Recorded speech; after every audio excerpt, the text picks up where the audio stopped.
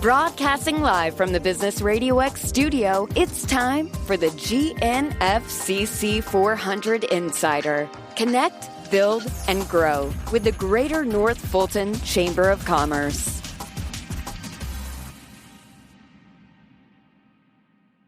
Good morning, everyone, and welcome to our June webinar series on economic recovery in North Fulton. I'm Callie Boatwright, the President and CEO at the Greater North Fulton Chamber of Commerce, and I'm very excited to be with you this morning.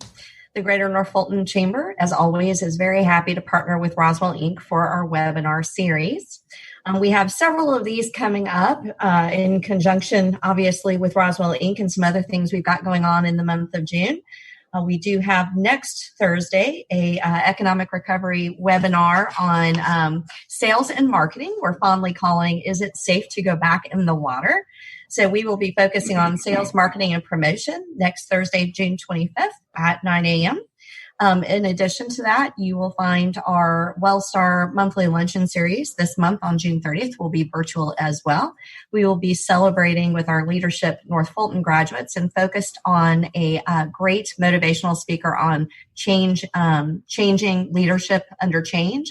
And so that is going to be very exciting, and hope you will join us for that on June 30th at 11. And then finally, just wanted to let everybody know that the Greater North Fulton Chamber will be opening back up to the public. While we've been back since May 4th, we will be opening up to the public on July 7th. So we hope to see you after that time. I do want to invite the Roswell Inc. Chair, President and CEO. Steve, do you want to say a few words? Absolutely, Callie. Thank you, and a welcome from live from downtown Roswell. I'm Steve Stroud, Executive Director. Thank you for the partnership, Callie. Thank you for the great opportunity to spread the word about how to get back into business in these economic times. The positive thing that I will share is business is starting back. Yes, we need to be cautious. We need to watch the numbers, but at the end of the day, we've got a strong economy in North Fulton. And we need to all support each other and be sure and support the local businesses here. So, Callie, thanks again for having us as a partner. We always enjoy our partnership with the Greater North Fulton Chamber, our chamber here in Roswell, Georgia. So thank you, and we look forward to hearing from these experts on staffing. Thank you, Steve, and we enjoy working with you and your team as well. We have a lot of great content to bring to you today. And so as we do so, I just want to remind you of a couple of instructions. First, everyone was muted upon entry, so please keep that microphone on mute so that we can avoid any background noise. Also, if you have a question for the panelists, just use the Q&A feature that you'll find at the bottom of your screen, and we will address the questions at the end of the presentation. And of course, we'll get to as many as we have time allowing. So now let's get straight to the introduction of our sponsors as well as our moderator. First, I want to thank our media sponsor, John Ray and North Fulton Business Radio X. This webinar recording will be available following the presentation today, and we will send an email with that link, and we will also feature it in our weekly emails, our Chamber Leak e-newsletter, as well as on the website. Our forum sponsor today is Jackson Healthcare. Governor Brian Kemp recently announced that the state contracted with Alpharetta-based Jackson Healthcare to undertake the critical mission of filling staffing needs of healthcare providers through battling the spread of COVID-19. Jackson Healthcare deployed roughly 570 healthcare professionals across Georgia as part of the Surge staffing program to bring hundreds of additional critical care doctors and nurses to Georgia to meet the anticipated shortage of those healthcare workers. Good morning, Matthew, and thank you for sponsoring today's forum. Would you like to say a few words on behalf of Jackson Healthcare? Sure. Thank you, Callie. Good morning to you as well. Good morning to everyone. We're just excited to be here, happy to hear how other organizations, took on things during this pandemic, and excited to share with you guys some of the things we did here at Jackson Healthcare as well. Thank you, Matthew. I really appreciate it. And thank you for being a great community partner. We enjoy working with Jackson Healthcare. And we look forward to hearing more from you shortly. At this time, I do want to introduce our moderator for today's forum, Fulton Anderson. Felton is the Testing Services Program Manager for the Southern Company Talent Acquisition Organization. In this position, Felton is responsible for managing Southern Company's pre-employment testing strategy, programs, and then processes across the system. Her previous position in human resources was Labor Relations Coordinator for Georgia Power Company, where she provided strategic consulting and proven solutions to the senior leadership teams of the company, as well as the International Brotherhood of Electrical Workers, Local Union 84, concerning labor and employment issues, and played an integral role in negotiations between those parties. Felton is an alumna of Leadership North Fulton. She was in my class last year, so I'm glad to see her so engaged with us.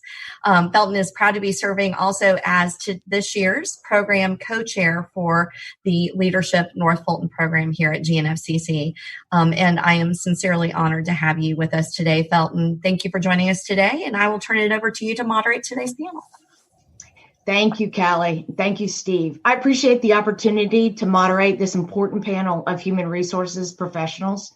We will explore re-engaging and re-entry into the workplace. So much has changed in the past 3 months, and we are thankful to these panelists for sharing their expert advice today. It is my honor to introduce this panel. Jenny Taylor, Goodwill of North Georgia, Dr. Matthew Harrison, Jackson Healthcare, and Jay Litton, Roswell UMC Job Networking. We are grateful to hear from Jenny Taylor with Goodwill of North Georgia. Jenny is a sought after public speaker on topics of successful large-scale public-private partnerships, employer engagement, workforce development, and employment outcomes for people with significant barriers.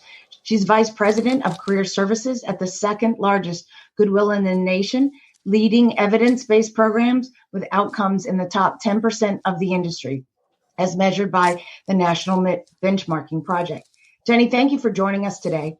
Goodwill of North Georgia has served 51,000 job seekers and connected 25,000 people with jobs in the last fiscal year. Our members are looking forward to re-engaging their employees into the workplace.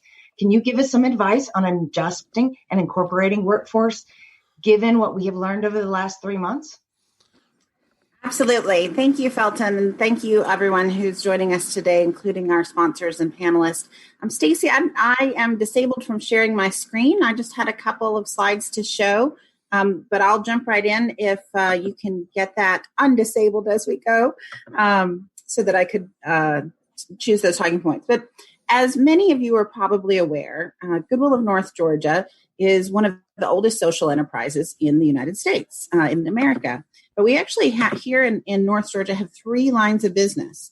One of the first that you may not be aware of is that we have the facilities maintenance contracts for organizations like the Centers for Disease Control and Prevention. So our essential workers, more than 200 people with significant disabilities, we're the ones taking care of all of the samples coming through the warehouse, cleaning and sanitizing that location as they expanded to handle the pandemic response. And so that's one of the things that many people are not aware of. We're also, our second line of business is my area, which is our Career Services Department. As Felton mentioned, that is a little over 50,000 people in North Georgia, Metro Atlanta, suburban, rural, and right here in greater North Fulton. And we're helping people to get credentials and connected to work all across the spectrum, from very, very significant barriers to very highly employable folks with college degrees and years of experience, and everything in between.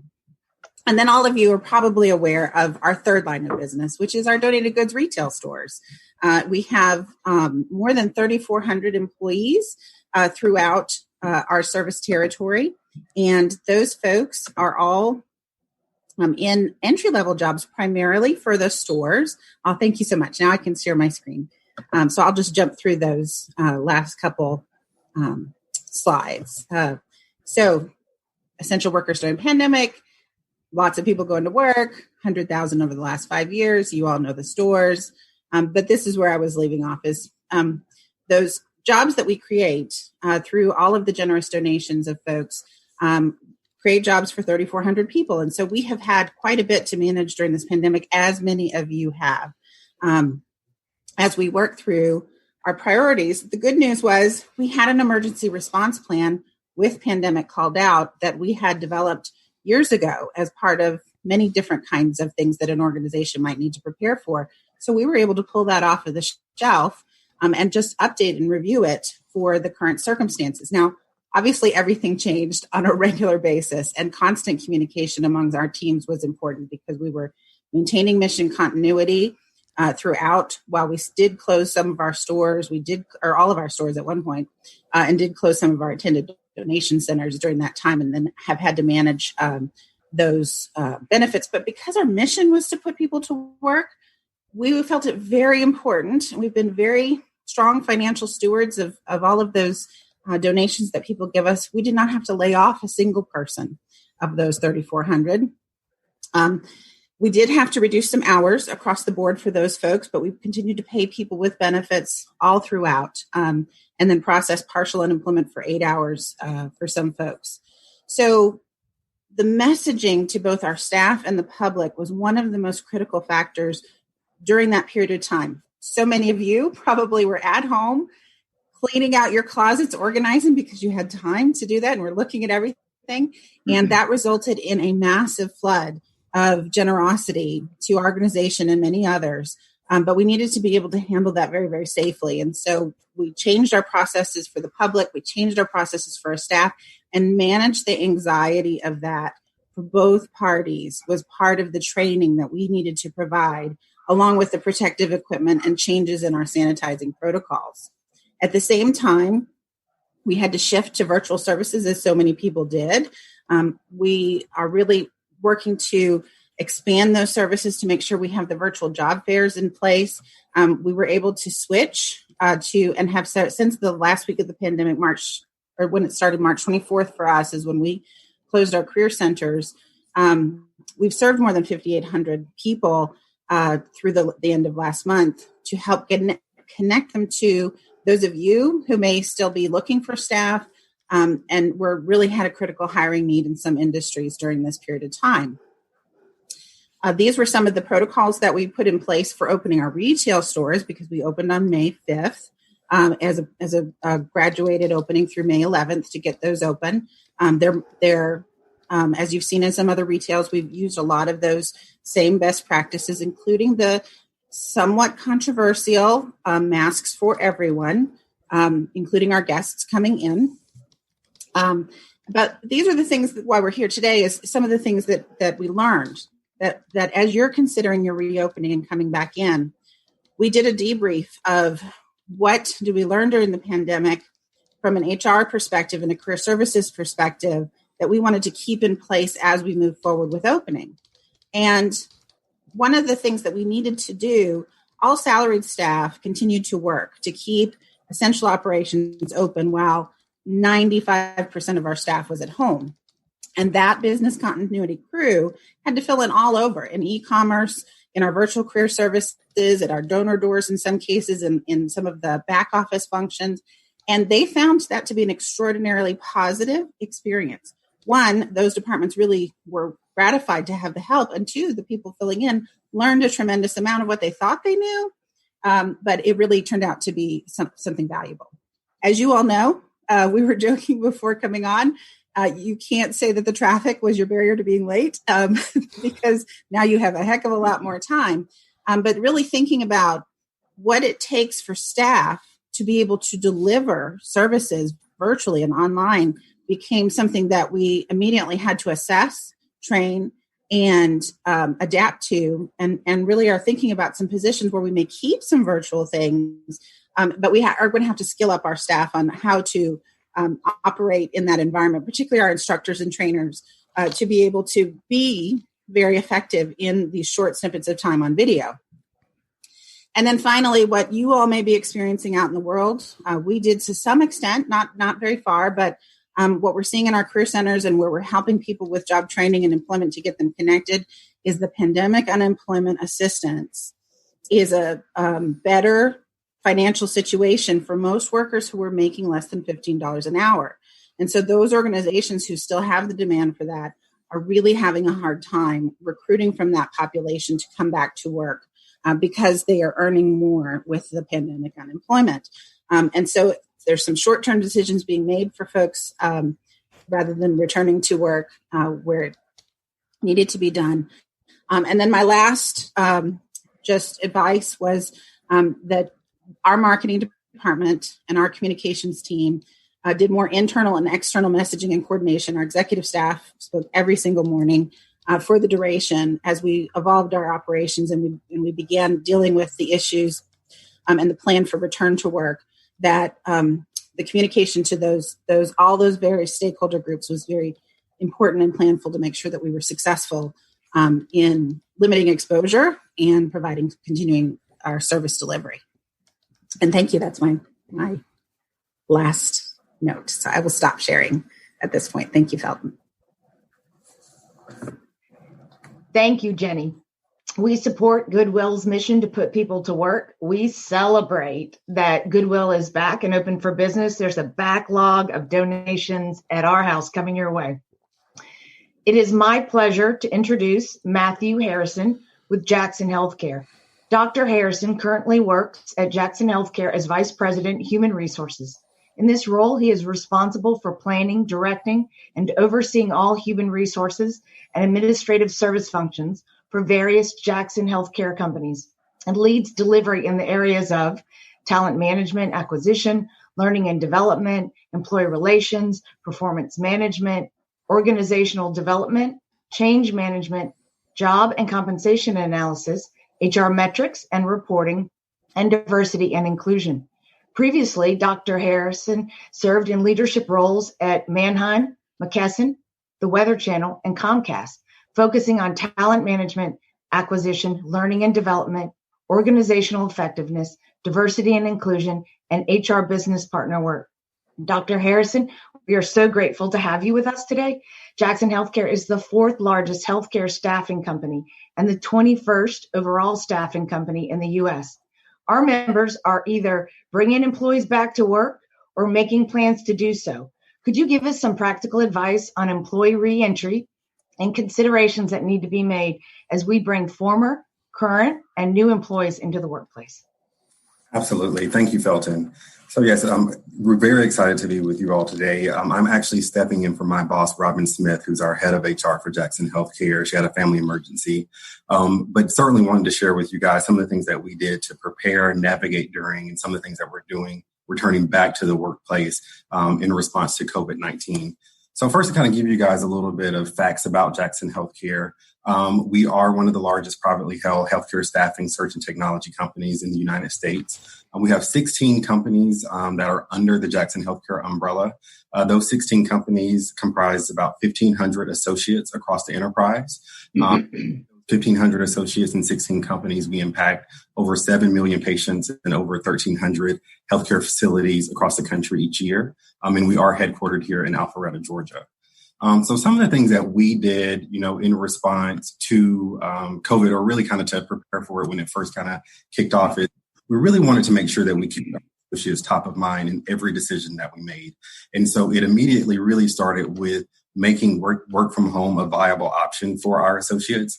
And so that included having to deploy iPads and laptops to a lot of our associates who typically only had their desktop that they used here in the office. So we had to make sure that they had the equipment necessary to continue with business as usual. We did close our physical offices in mid-March, as well as a lot of our amenities. We have an amazing campus here in Alpharetta if you haven't visited us before, but we have like an on-site gym, 2 on-site restaurants. So all those were closed in mid-March. We do have a clinic on site as well. We did actually leave that open. And our thinking behind that was because we knew a lot of our associates might be less inclined to continue with their doctor's visits and needed healthcare at regular hospitals. And so we wanted them to be able to have access to some type of clinic should the need arise. And knowing that our clinic is only open and available for our associates and their families, we wanted to keep that service available and benefit available to our associates. We promoted the CDC symptom checker, as well as telehealth and virtual medicine. So really encouraging our associates to keep in mind what symptoms were related to COVID to make sure that they were keeping themselves as well as their families safe. And we also have on site a childcare center called Allegro. We did close that, but what we actually did was deploy a number of our teachers that work for Allegro to do in-home childcare to a number of our associates. And so, as was mentioned earlier, in the session, we, deployed hundreds of nurses and physicians to some of the hardest hit areas in the country, like Albany and New York. And so we had a lot of our staff members who were really working around the clock.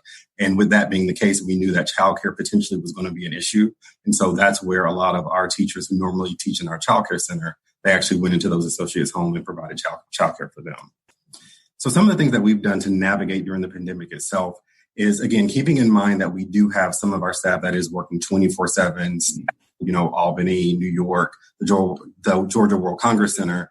We really want to make sure that we are kind of reintroducing and really enhancing the utilization of both Microsoft Teams and Zoom. So it was really making sure that we were keeping up with business as usual as much as possible. Now, with Microsoft Teams and Zoom, it meant that we got a snapshot into a lot of people's, closets and utility rooms, because, a lot of people, with having to be home with their spouse or partner who was also having to be home. So being able to find that quiet space to have that webinar with team members sometimes meant having to be in a closet or utility room. But the main thing was making sure that we kind of, kept business as usual and made sure that we use things like Teams and Zooms. We also made sure that we had that flexibility there. So, work-life family balance has always been, kind of a word that we use in the human resource space regularly. But I think that really came even more important during this time. And especially for those individuals who had kids, for many of them, March and April, they really became part-time teachers for their elementary, middle, and high school students. And so it was really important for us to be mindful of the fact that for a number of our associates, it was equally important for them to be able to do their work as a Jackson Healthcare associate, but to also parent and ultimately serve as a part-time teacher for a lot of their kids. We also introduced a PTO buyback and roll forward program for our associates. With a lot of our associates, spring breaks were canceled, early summer plans were canceled. And so we knew a lot of our associates weren't going to take those PTO times that they had initially thought or intended. And so what we offered to a number of them was the ability to actually be paid out for a week of PTO that they likely would not take in 2020, or roll over an additional week of PTO beyond what our typical benefits plans allow. And so that was something that was, I think a lot of our associates valued and appreciated. One of the things I think that was really key that we did while navigating during the pandemic was really making sure that we communicated often and regularly to our associates from our executives. And so we have an internal communication forum called Workplaces, kind of like Facebook for organizations. And that's really where we posted almost daily information as it related to COVID, related to office openings. Our CEO and president posted live webcasts where people could come in and ask questions. And so that was something that we wanted to be sure that all of our associates were well aware of all the things that we were doing as an organization. And this last bullet here, I think, was something that was really nice that we did because, our organization is filled with people who do a myriad of different things. So a number of our associates weren't necessarily directly involved in the deployment of those nurses and physicians. And so we didn't want them to feel like they weren't, as impactful, because at the end of the day, everyone who is an associate for Jackson Healthcare plays a role in the work that we do. And so what we did is we had caps, sweatshirts, and long sleeve T-shirts where an associate could pick from one of the three that said Jackson Healthcare COVID-19 response team, mailed out to each associate so that they could feel, part of the team and know that ultimately we're all in this together and serving the, a greater purpose. So some of the things that we've done to kind of handle returning back into work is that we've really used more of a phased re-entry process for returning back to the campus, opening back up our on-site gym as well as our restaurants. I'll go a little bit more in depth on the next slide kind of on how we approach that. But one of the things that we did is we sent out a survey to all of our associates just to get kind of insight into how people were feeling about everything that was going on, their comfortability around returning back to work. We saw is that people were kind of on both ends of the spectrum. There were some people who were, rearing up and really excited about getting back into the office because they were having to take those video conference calls in the closet, or there were others who, were a little bit anxious and apprehensive about, returning back to work. So we wanted to make sure that we did a re-entry process that would make people as comfortable as needed or necessary. And so we have ensured that we have social distancing measures in place here in the office. So all of our workstations, luckily, were already distanced out 6 feet apart. So we didn't have any issues there. So, also along that same vein, we have really high partitions between all of our workstation cubicles. So anyone who works in a cubicle and not in an office should still feel pretty safe because they are 6 feet apart and they do have pretty high partitions. We've also put in place 4-person capacity for all of our elevator banks. And so when you walk into the elevator, there are stickers that provide guidance on where you should stand. That, again, leads to that necessary social distancing. We have sanitation and extra precautions that are in place in terms of regular cleanings. We have deep cleanings that are done nightly across the entire campus. We have hand sanitizer and disinfectant stations across the campus. We have temperature check stations, and then as well as masks that are provided to associates should they want those. We are in the process of reopening our childcare center. It actually opened this past Monday. So for the children that have returned there, we have additional cleaning and food services, and obviously health and safety protocols, both for the students as well as the teachers. So some specific logistics and protocols that we've put in place over these last 3 months is when we were looking at that kind of return back to work thing, we wanted to make sure that we were providing accommodations for those associates where it was necessary. So for any folks that were in those higher risk categories, either because of their age or potentially pre-existing conditions where COVID is potentially more harmful for them, we wanted to be aware of that and fully make it not at all required for them to return back to the office. Similarly, for any people who still had childcare issues with a number of summer camps and all of that being canceled, we again wanted to make them not feel pressured to have to return to the office if childcare was going to be a problem. For any of our associates who had done any travel, we wanted them to stay quarantined for necessary days because they may have potentially been exposed. So that was something we wanted to also be mindful of, kind of leading down there to exposure or illness. So any of them who felt they maybe were exposed to anyone who had COVID, again, making sure that they had the necessary time to quarantine. In terms of the kind of that phased reentry back to our campus, what we actually started with was back in mid-May, we opened the campus back up and it was a fully voluntary where people could come back if they wanted to. And again, this was in response to a number of our associates saying that, if possible, they would love to return back to the office because working from home really wasn't an easy thing for them to do. And so when we did that back in mid-May, I would say we probably had about 10-15% of our associates return back to the office. But again, it was fully voluntary, not at all required. We moved to 30% occupancy this past Monday. So over this week and next week, we're asking associates to work 3 days between the 2 weeks. And then we will move to 50% occupancy beginning on June 29th. And that right now we're kind of looking at as being indefinite. We're not sure how long we're going to stay at that 50% occupancy. And again, our intent with this phase reentry is to make it as comfortable as possible for folks, again, regardless of where they are on that spectrum of being comfortable with returning to work.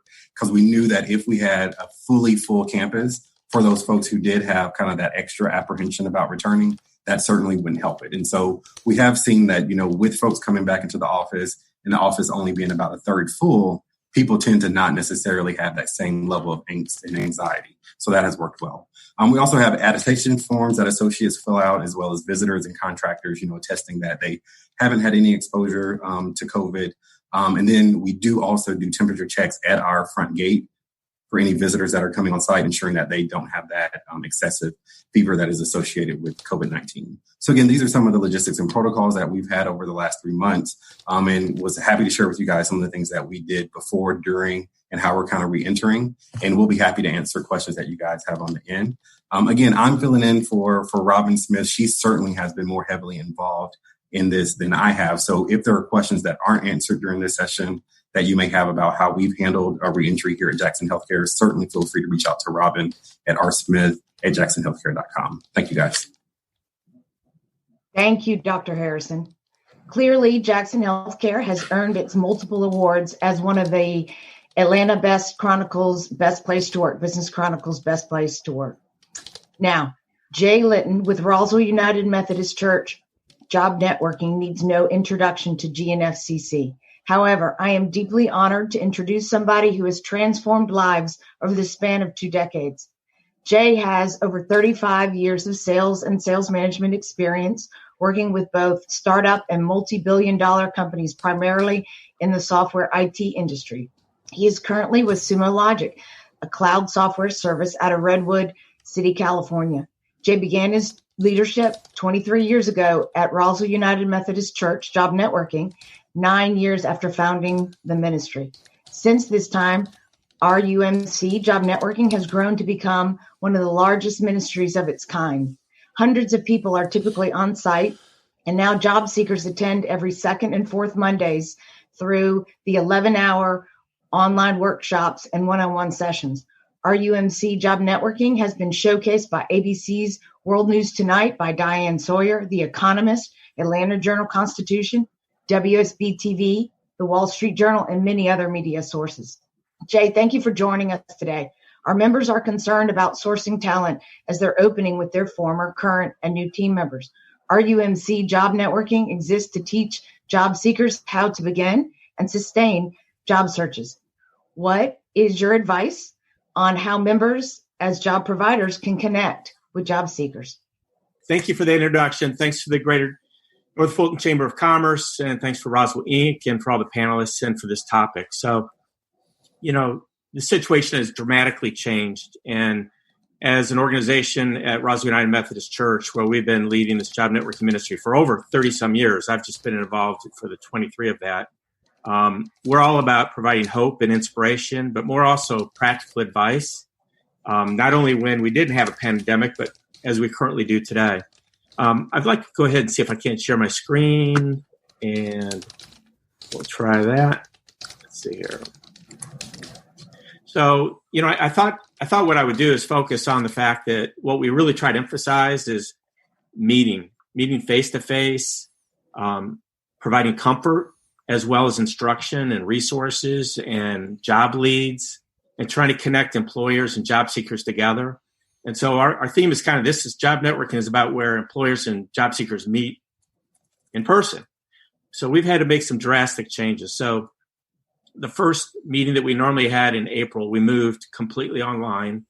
A lot of our volunteers are that are on site helping, whether it be serve food for dinner or do many other functions logistically, are of an age. Many of them are retired, and we're cautious for them as well as we are for the folks that we're serving. But to answer your question about if I'm an employer, where would I find talent today? I would go where employers and job seekers get together. I mean, for example, the Greater North Fulton Chamber and also the Forsyth Chamber have come together, and they've got a series of job fairs that they're doing. I believe the first one's starting this Friday on the construction industry. So they've gone vertical on different job fairs that you can go through. In the case of North Point Church, they have a ministry called C3G, and they're into small groups, and they're into big groups on site as well, but obviously that's been curtailed. But I would recommend folks trying to get connected to job seekers to participate in either the job fairs that I mentioned or participate with c3g.org and try to find some talent there. As far as Roswell United Methodist Church goes, let me just go ahead and go to more of a presentation mode. These are the folks over the past year that have been partnered with us to find the talent that they need to fill their positions. And I think you see a wide range of folks there. And what's kind of cool about this is, we, for example, Ryder Trucks, if you contacted them, we partner with our employers. We just don't say, well, here's some job seekers for you to interview, and we never hear from them again. And that's really encouraging. It's fun also to see some of the job seekers that they hire actually come back at some of the on-site job fairs we've done, and they're now in a leadership position, and they're hiring folks for their company. So we want to keep this thing going. So during this virus situation, we've had to go all out and learn what it's like to be virtual and do our workshops virtual. We haven't figured out how to do dinner virtually yet, but I'm sure we'll figure that out at some point. But the whole point is we'd like to partner with the folks that are listening to this call. If you've got some hiring needs, we'd like to be a part of that. And then I thought what I would do is I just put together one slide with what a typical meeting might look like in a virtual setting. So you need to know, if you're an employer, that people want to be a part of our UMC job networking because of, this is the agenda that we have for this coming Monday. So it's an 11-hour event, starts at 10 o'clock in the morning, talking about your job search. We go to a LinkedIn workshop on the intermediate. We have advanced, beginning, intermediate. And then we really try to inspire folks. And so we have Rusty Gordon, who's a local entrepreneur, and he's talking about the gracious uncertainty. So it's very much a spiritual theme. Resume workshop, LinkedIn, and I'll tell you what I really like is Emory University is sponsoring, helping the job seeker find the hot jobs instead of the cold ones, and really focusing them on the industries that are hiring today. If you want this information, I encourage for you to get online at 3:00 on Monday and hear that. And then we have a couple more workshops, ended up with a keynote speaker, and then we do one-on-one resume review. But the whole point here is we want to be attracting job seekers. So when employers come to us, we have a pool of active, high-quality folks that take their job search seriously and are not just looking for an offer. They're willing to do the work to be successful in their job search. And that's typically the kind of candidates that employers want to hire. So I decided to put on just one slide some of the thoughts that I had where you could be successful in finding talent. Number one, go where talent goes. As I mentioned, go to the job fairs that are available. Get involved with C3G. Get involved with RUMC Job Networking. We're here attracting talent on behalf of the employer so that you can find your candidate of choice. We typically get 200, 225, 250 job seekers at each of our on-site meetings. And then we also have about 90 volunteers that are on site helping us as well. Now that we've gone virtual, I have fewer volunteers, but the talent of my volunteers have had to increase because of handling Zoom virtual meetings, where you're learning about how to work with various things. And not do I do. I mean, most of my volunteers know to unmute themselves when they're supposed to be on. Outside of that, we've really done, I just think, a fantastic job of the technical skills of our folks being elevated so we can be successful with this. But notice the attendance is not going down.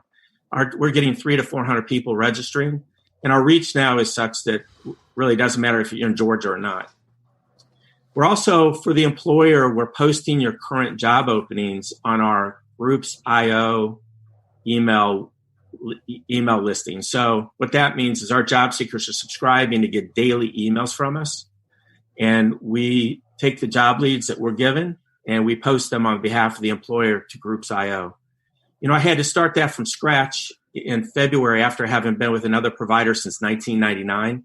And just since February, we've had over 1,000 folks that are part of Groups IO. So these are current active candidates that we can reach out to. We also have an opt-in list of over 10,000 job seekers that we can get your job postings out as well. And then LinkedIn is a great way for people to get connected. I think we all know about LinkedIn, but we've got over 5,000 folks that want to be associated with our LinkedIn group. This is a unique opportunity, though, if I'm an employer. The candidate base, as I list here on number 6, is extremely strong.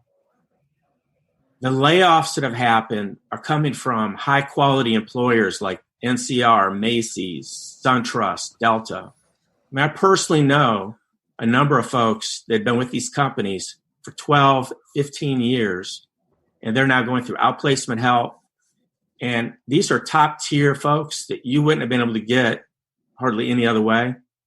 And some of these candidates are willing to consider non-big major corporate jobs now. The confidence that they had in the stability of those jobs has really wavered.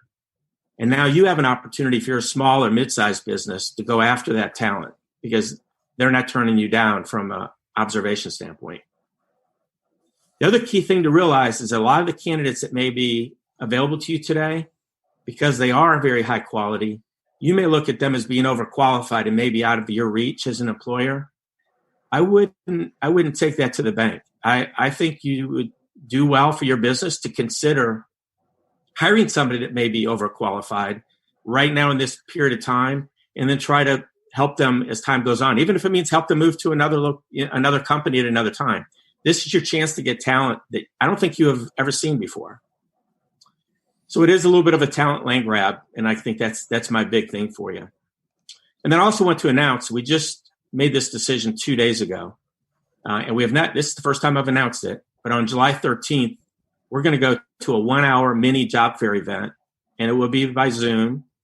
And as of yesterday, both Jackson Healthcare and Grady have both confirmed that they'll be a part of this. And what the employers like about it is you don't have to spend a lot of hours on this. We're going to limit this to 1 hour. And if you're interested in participating, I put down the email address of Karen Griggs, who's our administrator, that can help you get connected with that. But short of that, I hope I'm giving you as an employer some fantastic news, that there's some fantastic candidates that you can act on really now and take advantage of. So that's what I have for you today. And thanks for this opportunity. Thank you, Jay. Roswell United Methodist Church Job Networking has earned its position as the leading and most reputable job seeker program in North Fulton, while providing emotional support and encouragement to those people who value the dignity of work. On behalf of the Greater North Fulton Chamber of Commerce and Roswell Inc., I want to express my deepest thanks to our amazing panelists. I appreciate the opportunity to act as moderator for such a program. While the distinguished panel has given us such informative and comprehensive information, I'm sure that we have questions from our attendees. Stacy, I'm turning it over to you for any questions. All right, great. Thank you, Fulton, and thank you, panelists. I appreciate your insight and expertise. We had a couple of questions. I know that this probably applies more to Jenny and to Jay. You were talking about job training and career services. A lot of the job duties are going to be changing as people are working from home and, employers allowing their employees to work from home. Have you seen any changes in your trainings on how to help employers and employees while they are trying to transition from working from home? Yes, just briefly, I'll say that the digital skills gap and the digital divide is something that we've been working on for some time as a nationwide movement in partnership with Google and Facebook for Business, that both those organizations have recognized that through our footprint, both of bricks and mortar job training programs and then our online presence, that we reach out to people who need that support. And we found both the general public and our own employees needed to refresh those skills and to move up in levels, particularly now because it was the vehicle of choice for how to continue to do business. And so we really put a concerted effort on multi-tiered training and assessment. So first knowing where people are, both through assessments and then demonstration of their skill, but also being able to bring them up a level or two in whatever was pertinent for their job or for their job search.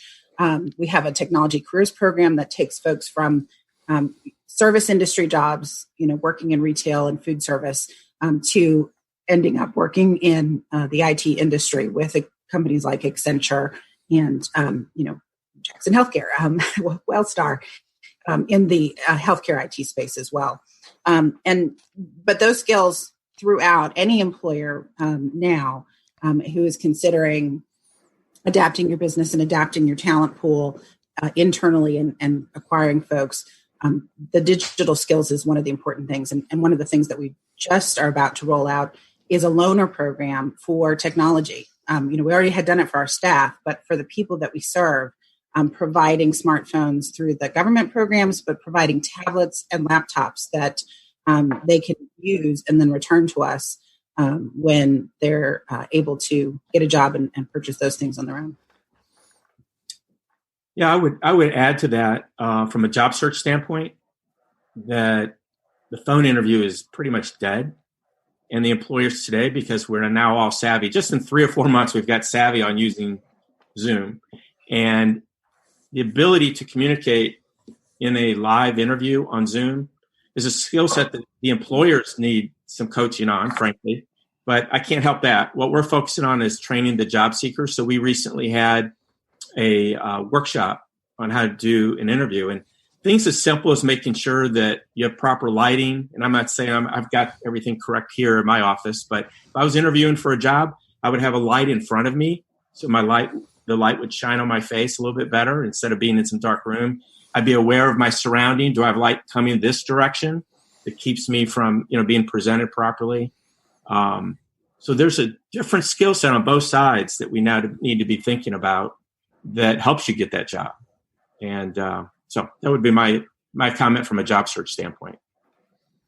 Great, thank you. Matthew, I know you at Jackson Healthcare, you all are hiring constantly. And can you give us some tips on hiring employees virtually? And I know we mentioned interviewing via Zoom. Are there other tips that you can give our attendees? Yeah, great question, Stacy. So I mean, a lot of it will probably echo what Jay said. I think the key thing is making that interview over Zoom is the same as an interview would be in person as much as possible. And so the key thing that we've been telling our managers is really, sticking to the behavioral interviewing guides that we've been doing as an organization, and really trying to make the interview as personable as possible. Like Jay said, making sure that as the interviewer, you're interviewing in a space where it's going to be quiet, where you're not going to have those interruptions. So we certainly encourage managers that were in the process of hiring, if they were still telecommuting and at home, to do the interview in a space where they knew their kids may run in, or you would hear a dog in the barking. Because at the end of the day, that's the time also where the interviewee is interviewing kind of the company to see if that's a good fit for them. And so I think it's just as important for us to be showing, that professional display as it is for the person that's being interviewed. Great. Thank you. Well, I know Jay mentioned Roswell United Methodist Church job networking. The chamber also has a job board. It's called northfultonjobs.com. Anyone here can post a job, and it's also a way to find employees. We work with our partners on that, and Roswell UMC is one of our partners as well. So we are constantly updating the job boards, and hopefully you will have a chance to look at that to see if you are searching for employees. It's a great way to market your business and your openings. So, Steve, would you like to wrap us up? Absolutely.